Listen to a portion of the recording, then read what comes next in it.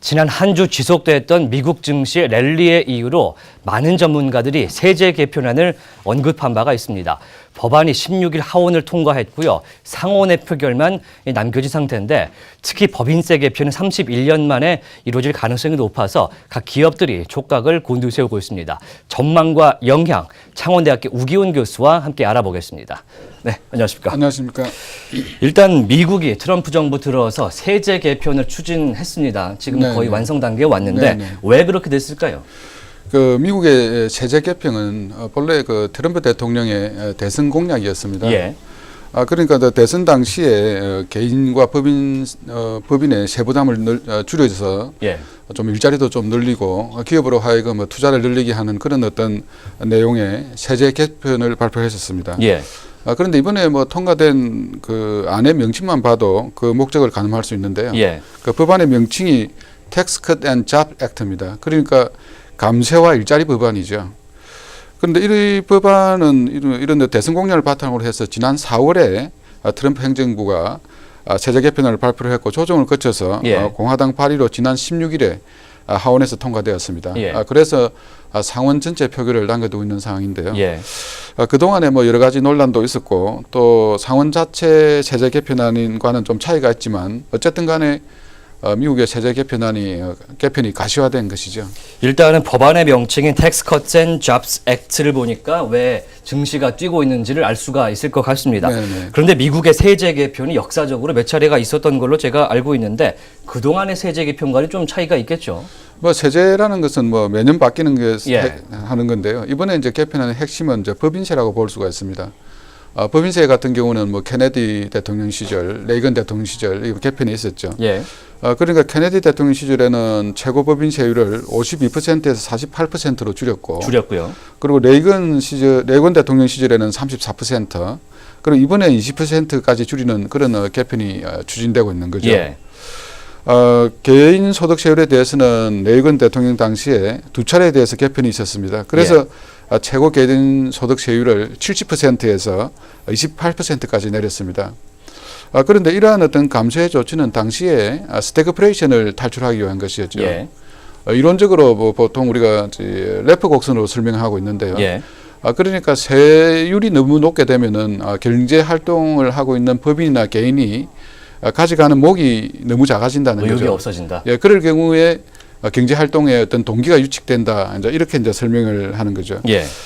그런데 이제 레이건 대통령 시절에는 이런 조치가 경기 부양은 일단은 성공은 했지만 재정 적자를 너무 늘리는 바람에 긍정적인 그런 평가를 못 받고 있습니다. 예.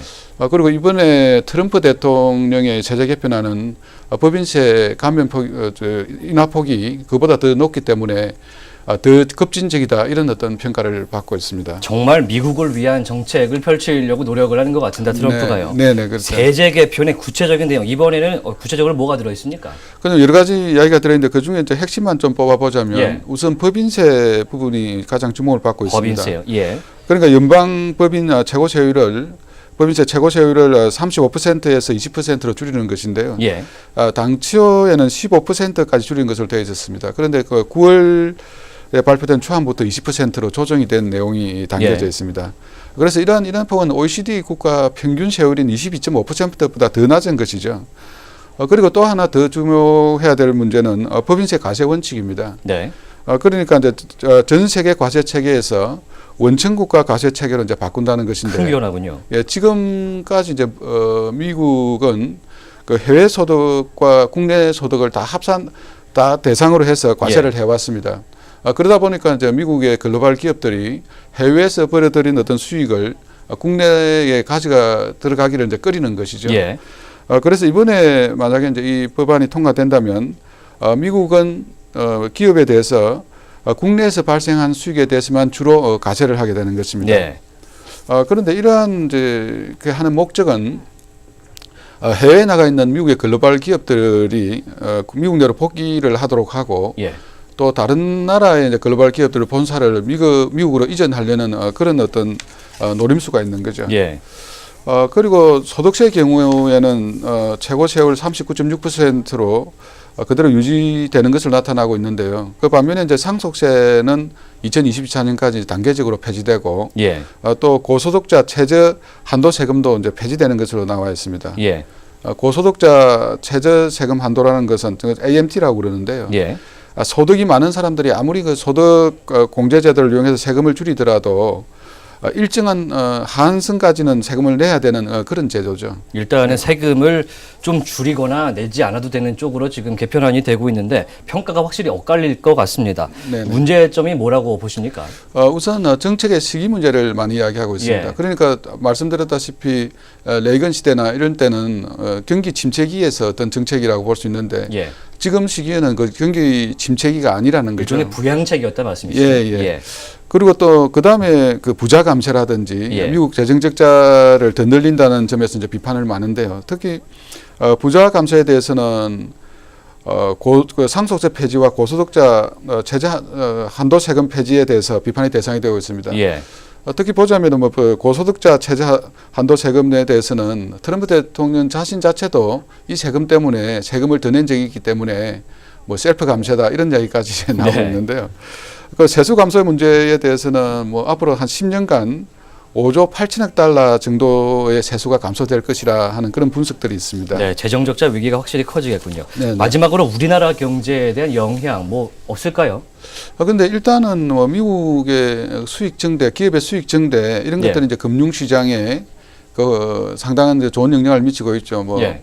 그러니까 뭐 글로벌 증시가 그 세제 개편안이 지연된다는 소식에 뭐 어떤 내려갔다가 예. 등락을 거듭하는 걸 봐도 알 수가 있습니다. 다만 법인세 역전에 따르는 어떤 여파를 걱정하는 분들이 많습니다. 예.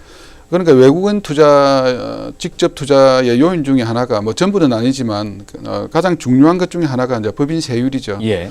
그래서 이번에 만약에 역전이 우리나라는 22%니까요. 네. 역전이 된다면 미국 기업의 우리나라 투자가 위축될 염려가 있다 네네. 하는 거 있고요. 또 하나는 또 과세 원칙에 대해서도 우리나라는 거주지주의를 택하고 있습니다. 예. 그러니까 OECD 국가 중에서는 거주지주의를 택하고 있는 나라가 6개국밖에 안 되는데 예. 이번에 만약에 미국이 거주지주의가 아니라 원천국주의를 이제 택하게 된다면 우리나라의 이제 자본 유출이라든지 미국 기업의 유턴 이런 것들이 이제 과시화될 수도 있다 이런 어떤 걱정이 있고 어떤 분들은 또 뭐 우리나라도 이제 원천국가주의를 택해야 된다 이렇게 이야기하는 분들도 있습니다만은 예.